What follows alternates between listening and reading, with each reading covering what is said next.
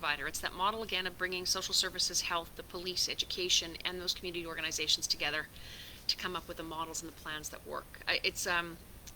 Someone said to me, a very wise man said to me, it's like an all shareholders meeting. You have everybody come to the table. Let's talk about what works. Let's talk about what doesn't work, and what the problem is we're trying to solve. What was the outcome we're looking for? And then I think we have the ability to measure the data and the success rate from it, which could ultimately lead us to be, again, one of those models for how other cities could attempt to deal with this. I know it's a really, really hard problem and one that we can't look away from, and it's going to make a lot of us very uncomfortable, and we're going to continue onwards because it's really important. Do you have a standpoint or plan for safe parking for nurses at the General Hospital? The parking at the General Hospital is unsafe, and many nurses have to park on the street during their shifts and get ticketed when they can't move their car every 2 hours. You know, I've heard about this several times, door knocking, from nurses themselves, and I struggle with the idea that we're ticketing our healthcare workers, and I'm thinking we're ticketing our healthcare workers because we think it's perhaps just people visiting and parking and not moving and not creating availability for parking for healthcare workers.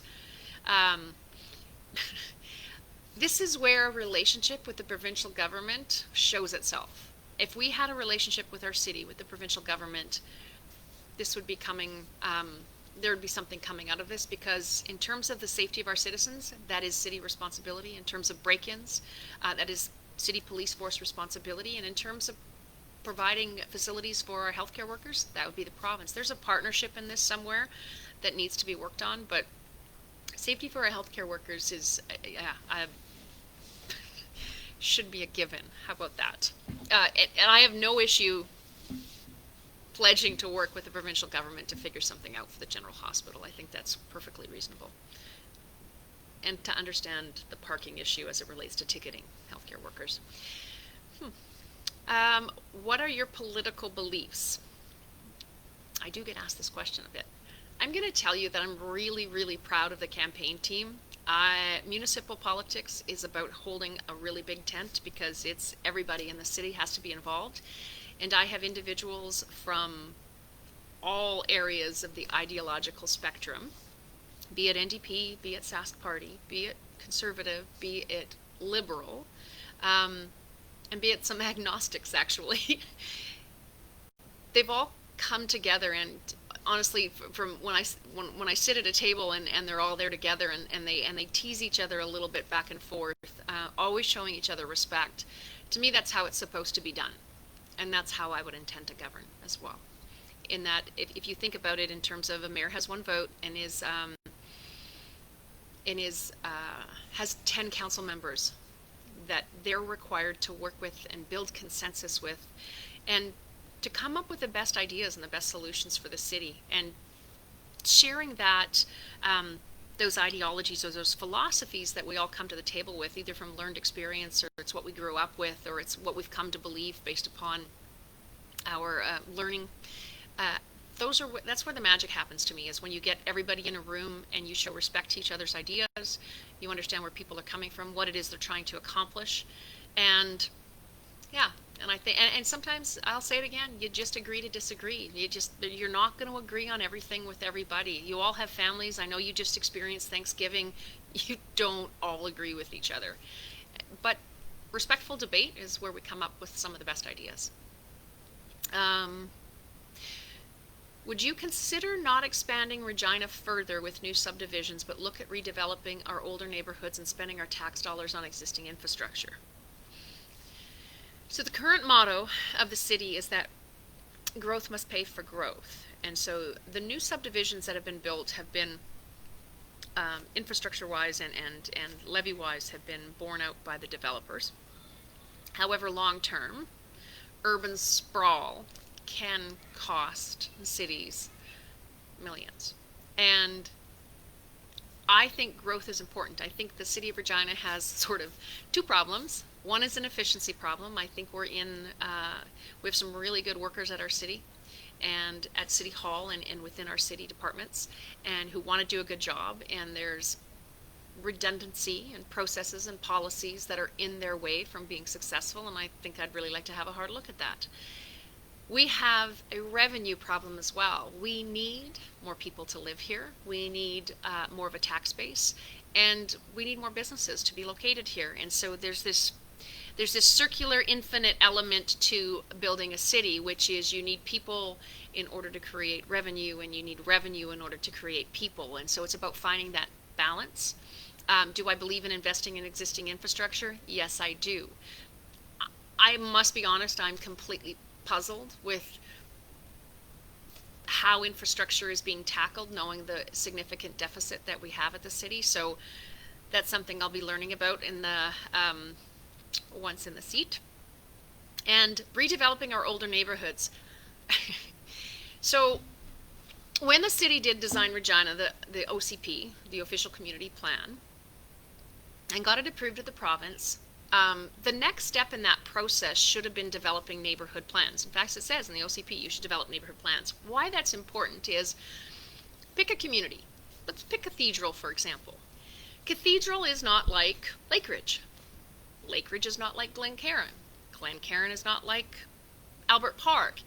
Every single community that gets built in our city has its own personality, for lack of a better word. And the people that live there and raise children there, or don't raise children there and have lovely dogs and cats, where you live, where your home is made, feels a certain way to you. It looks a certain way. It operates and moves a certain way. That's what a neighborhood plan is supposed to protect and develop. And future development, or anything that we do as it relates to existing communities, should have a neighborhood plan. And from neighborhood plan, there's another step, and then we get into bylaws, and there's, you know, these steps that you go through from an urban planning perspective. What we did here in the last, since the OCP was developed, is we went from an OCP to bylaws. So we have this application of bylaws in the absence of neighborhood plans. And so what happens is someone goes into a neighborhood and they think they're going to redevelop something, and there's a hue and a cry, let's say.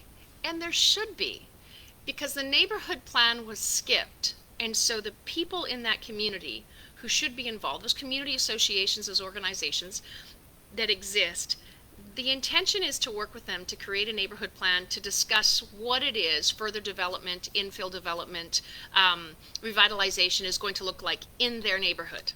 That's their intent. That's their purpose. It's the script for how bylaws should be coordinated in that neighborhood plan. So you can appreciate why there seems to be these flare-ups of issues in neighborhoods when it comes to redevelopment or infill or any manner of things.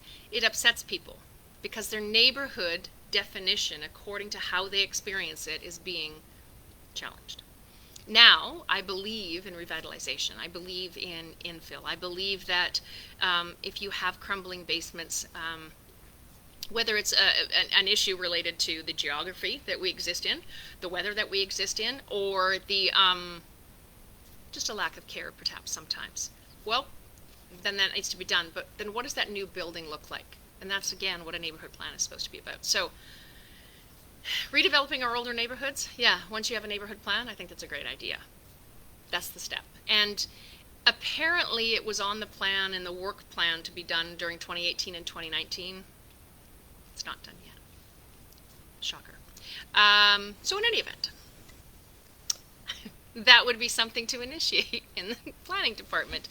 And planners love this stuff. Like, this is, you know, this is what they set out to do, to work with community associations and do these type of things. So yes, I do believe in revitalizing neighborhoods.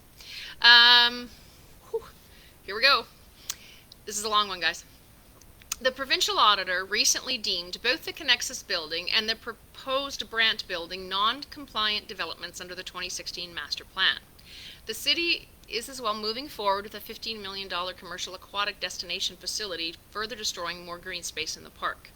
The consultation process conducted by the administration to gain approval for this project was a farce. I am certain a legitimate process would have shown the vast majority of Regina residents and super users just want the pool rebuilt to a rectangular 50-meter pool.